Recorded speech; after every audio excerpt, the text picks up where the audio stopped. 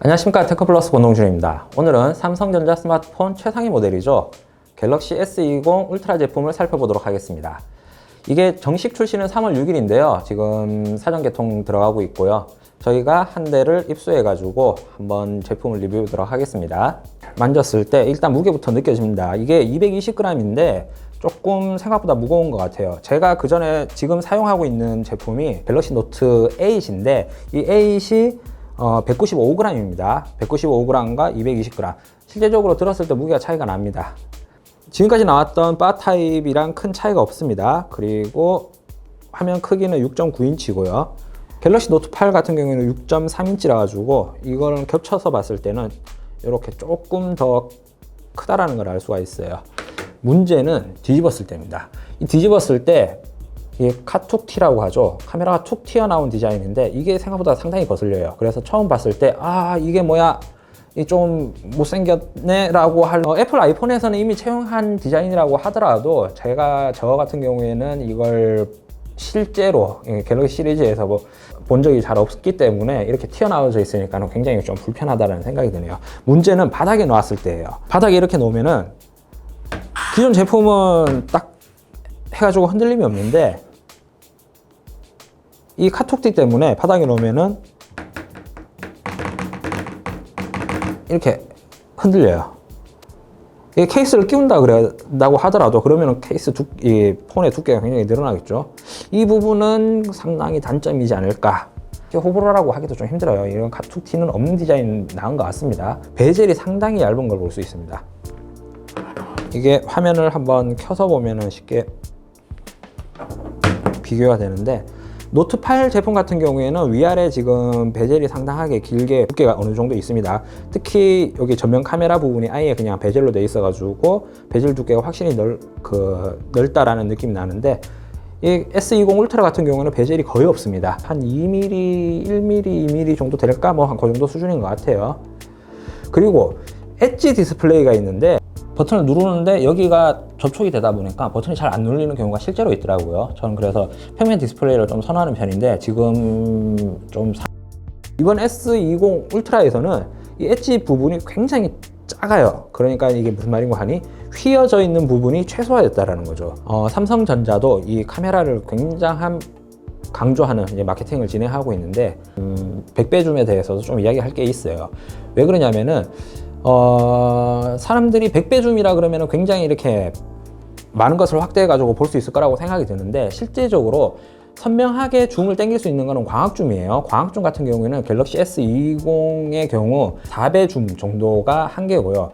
거기다가 그 2.5 디지털 줌을 합쳐 가지고 삼성전자에서는 하이브리드 줌이라 그래 가지고 10배 줌을 광학 줌 비스무리하게 이렇게 만들었어요. 근데 10배 줌까지는 정말 선명하게 잘 나옵니다. 이건 확실하게 볼 수 있는데,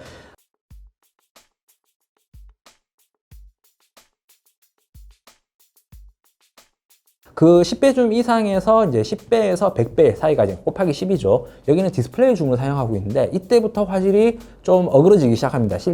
광량에 따라 차이는 있겠지만은 빛이 많이 들어올 때는 한 50배 줌 정도까지는 좀 상당히 괜찮은 편이지만은 100배까지 다 당겼을 때는 이게 실제로 이렇게 선명하게 구별이 되느냐 안 되느냐, 이걸 봤을 때는 딱 봐도 별로 구별이 되지 않는 것 같습니다.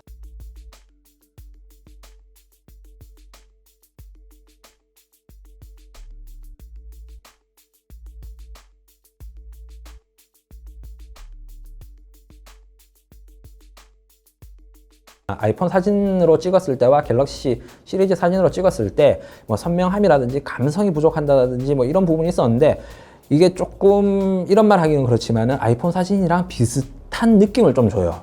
전면 카메라는 4000만 화소 전면 카메라를 탑재했는데 셀카를 찍었을 때 사진이 굉장히 잘 나와요.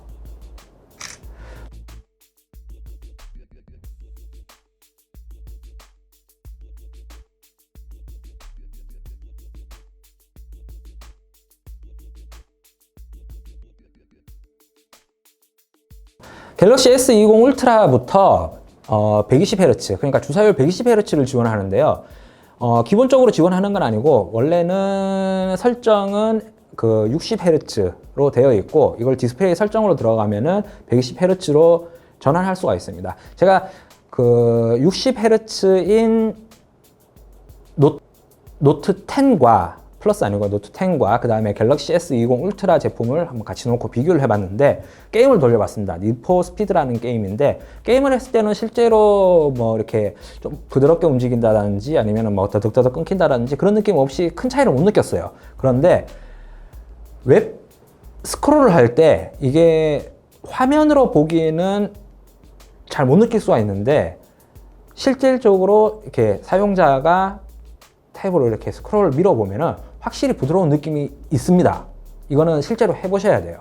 그래서 이 120Hz 주사율을 지원한다는 것은 상당히 강점인 것 같고요. 현재 갤럭시 S 시리즈 중에서는 120Hz를 지원하는 게 없죠. 이번에 최초가 제품이 되는데 갤럭시 S 시리즈 중에서는 가장 배터리 용량이 큰데요. 그것 때문에 좀 무거운 경향도 없지 않아 있습니다.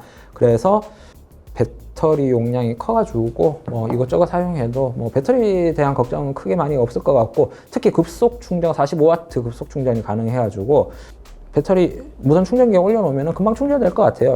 총평을 하자면 지금까지 나온 갤럭시 S 시리즈 중에서 최고 제품인 거는 분명합니다. 하지만은 삼성전자라든지 아니면 갤럭시 팬들이 굉장히 강조했던 100배 줌은 약간 많지 않을 실용성이 조금 떨어진다라고 볼 수도 있고 나머지 제품은 정말 만족할 정도의 수준입니다. 괜찮은 제품인 것 같아요. 문제는 이 제품의 이런 디자인이 이제 정형화 돼가지고 갤럭시 노트도 이런 카메라가 툭 튀어나온 디자인이라든지 인덕션이 될 가능성이 조금 높아 보이죠. 이러면 굉장히 좀 충격을 받을 거는 같은데 노트가 어떻게 나올까요? 노트 20으로 나올까요? 노트 11으로 나올까요? 뭐 그건 잘 모르겠지만은 그 노트를 좀 기다려 보면서 이 S20은 잘 맞는 제품이지만 그거 외에는 뭐 특별히 나무랄 데가 없는 제품인 것 같습니다.